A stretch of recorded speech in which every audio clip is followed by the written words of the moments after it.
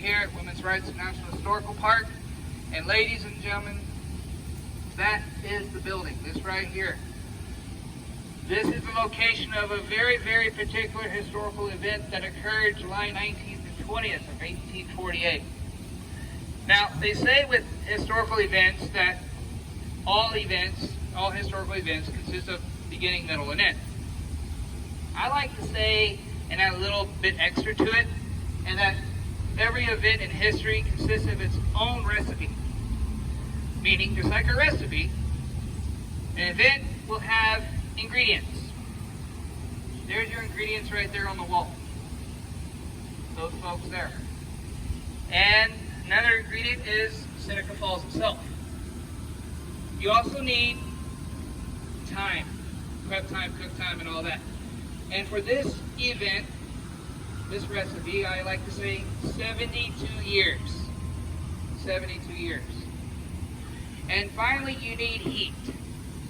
Now, we're not talking about the heat that would have been in the building with 150 people, 300 total, with a 2-day event that would have been in that building talking and discussing.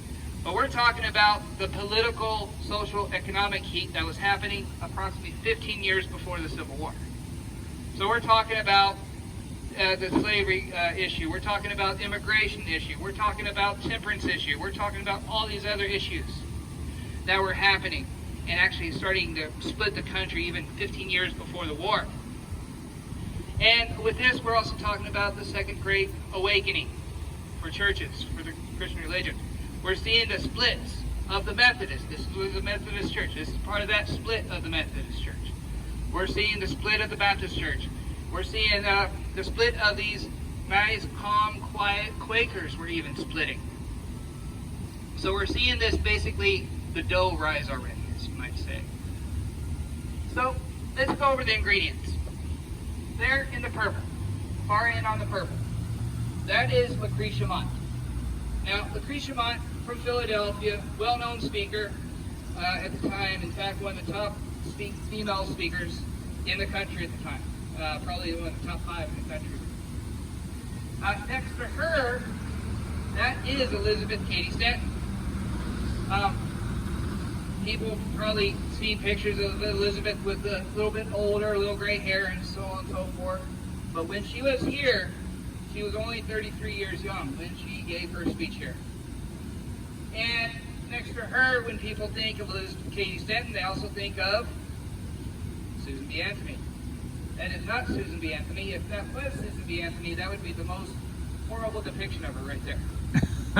That is Jane Hunt. Now, Jane Hunt and her husband, Richard Hunt, were probably the most wealthy people in this whole area, the whole Waterloo, Seneca Falls area. In fact, if you drive downtown Waterloo, the entire downtown district were built by the Hunt family. They built that old mill right there as you drive downtown Waterloo. That used to be an old woolen mill. They were also part of the Underground Railroad as well. Very, very, very progressive. In fact, they were part of the split of the Quaker organization. Next to her, that's her Native American representative. She has no name because as far as we know, at least documented, that there were no Native American women here, but she just represents the Native people that once lived here. Part of the Iroquois Confederacy. Out here, they would be the Seneca people, Seneca tribe. And like a lot of Native tribes, they were very, very equal, if not more matrilineal than patrilineal society. Not only once you get married, sir, you marry your wife. Yeah, hopefully, maybe someday. Push one there, okay. You're going to live with your wife, but you're also going to live with your mother-in-law for the rest of your life. That's why they were always gone. That's why the guys were always gone. Also, the chiefs, the male chiefs were actually chosen by the women. And if the chiefs were not doing good, the women had the power to kick them out. Pretty cool. And next to her in the yellow, that is Martha Coffin Wright. Martha Coffin Wright would be the younger sister of Lucretia Mott. Martha Coffin Wright lives in Auburn. She outspoken young lady. She says whatever she wants. She doesn't care. She doesn't mind breaking social norms. In fact, she broke a huge social norm even showing up here, because she showed up at the convention about 7 months pregnant. You are not allowed to show yourself in public. You're pregnant back then. That was a no-no. But she didn't care. And people like that get a lot of attention. So she would know a lot of political people in Auburn and Albany. And one of them actually became one of her best friends and allies, would be the future Secretary of State of the U.S. under Lincoln. That would be Henry Seward. And next to her, of course, that is Frederick Douglass. Frederick Douglass was here. He probably saved the convention on the second day. He gave a very, very super important speech on the second day that would save this convention. And lastly, at the end in the yellow, that is Mary McClintock. Now, Mary McClintock, again, Quakers, progressive Quakers, they moved out here in Waterloo in 1835 because Richard McClintock's sister, Sarah McClintock, would actually marry Richard Hunt. However, Sarah McClintock soon passed away, and then Richard Hunt would soon marry Jane Hunt. There you go. So the Hunts and McClintocks knew each other. They were part of the very aggressive, progressive Quaker organization. Again, part of the Underground Railroad as well. So there you go. The other ingredient is Seneca Falls. Now, Seneca Falls at the time, approximately 4,500 people were here. It was a farming community. It was kind of spread out farming community. However, at this time, the canal was in operation. That is part of the Erie Canal right there. That is the Cayuga-Seneca connector right there that goes to the Erie. So you're having products and people coming in and going out. Also, by 1841, we have the railroad coming in. And that's going to bring in goods, products, and all this and that. So we're having like a little miniature melting pot out here, with new ideas coming from the East and Europe, new ideas coming from the South with the Quakers, and then by 1847, a young lady named Elizabeth Cady Stanton's coming down from Boston. Now, her story goes way back before that, but we're going to back her up to about 1840, when she would marry a guy named Henry Stanton. Now, Henry Stanton, he would become an abolitionist speaker. He was actually one of the founding members of the early Republican Party, very early, the first Republican Party, part of the Free Soil Society and all this and that.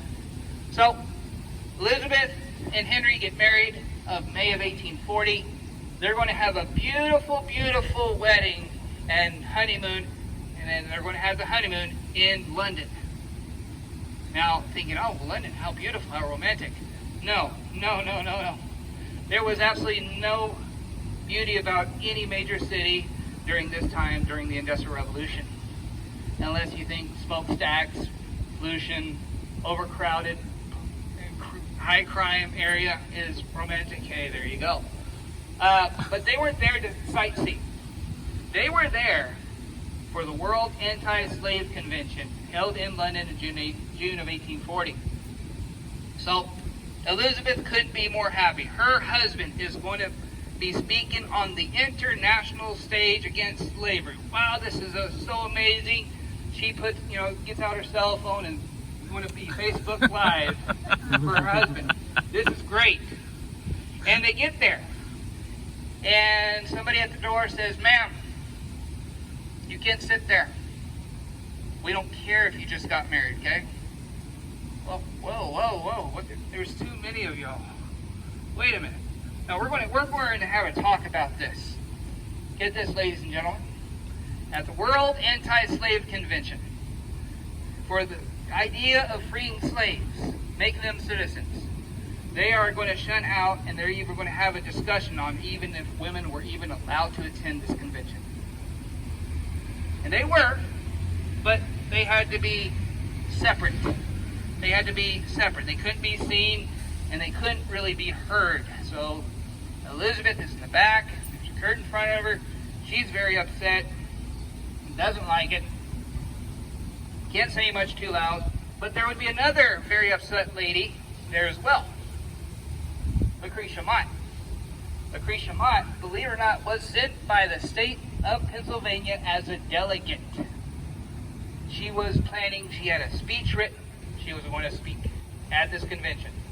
London says no. Okay, now you have two very upset women sitting beside each other. That's not a good idea, is it? It's time to go do the yard work or something for hours at a time. And so these two women begin talking to get to know each other, and they say, I'm tired of this. You know, I'm tired of being treated like this. And yeah, in the States, we're treated like this, but in Europe, really? Let's go back home to the States and have a convention on women, for women, by women.